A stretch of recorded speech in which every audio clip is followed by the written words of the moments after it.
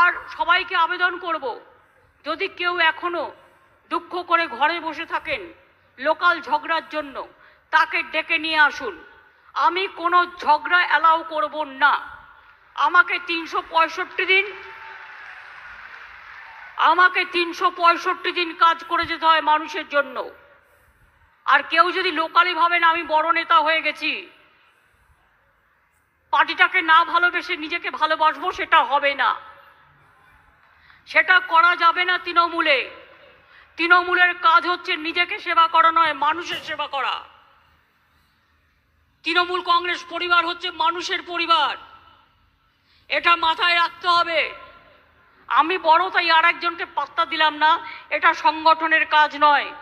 মনে রাখবেন, ছোট বড় কেউ নিজে ঠিক করে না।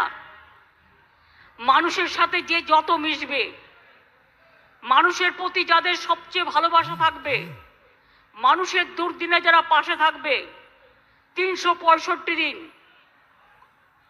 বৈশাখে হোক, জ্যৈষ্ঠীতে হোক, আষাঢ়ে হোক, শ্রাবণে হোক, ভাদ্রতে হোক, আশ্বিনে হোক, কার্তিকে হোক, অগ্রহায়ণে হোক, পৌষে হোক, মাঘে হোক, ফাল্গুনে হোক, চৈত্রতে হোক, সব মাসেই প্রতিটা দিনই মনে রাখবেন বাংলায় কোনো না কোনো উৎসব চলে, কোনো না কোনো মানুষের কোনো প্রয়োজন হয়।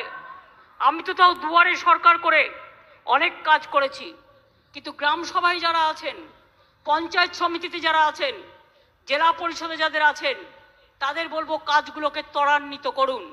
মন্ত্রীরাও যারা আছে তাদেরও বলবো একটু জেলাতে বেশি করে ঘুরুন, মানুষের কাছে ঘুরুন, দরকার হলে চায়ের দোকানে বসে আড্ডা মারুন, দরকার হলে হঠাৎ করে একটা গ্রামে চলে যান, মানুষের কি সমস্যা সেটা দেখবেন। আমি যখন ছোটবেলায় রাজনীতি করতাম, আমি দেখেছি একটা হাসপাতালে পর্যন্ত আমরা ভর্তি করতে পারতাম না। আর আজকে স্বাস্থ্যসাথী থেকে শুরু করে, লক্ষ্মীর ভাণ্ডার থেকে শুরু করে, সবুজশ্রী থেকে শুরু করে, কন্যাশ্রী থেকে শুরু করে, শিক্ষাশ্রী থেকে শুরু করে, সবুজ সাথী সাইকেল থেকে শুরু করে, 12 ক্লাসে স্মার্টফোন দেওয়া থেকে শুরু করে, কোনটা হয়নি বলুন তো? সংখ্যালঘুদের জন্য ঐক্যশ্রী স্কলারশিপ, কত কোটি কোটি ছেলে মেয়েদের পড়াচ্ছি আমরা। 97% সংখ্যালঘু ভাই বোনেরা ওবিসির মধ্যে ঢুকে গেছেন, 17% রিজার্ভেশনের মধ্যে। কোনো কেউ এই জিনিস করতে পারেনি।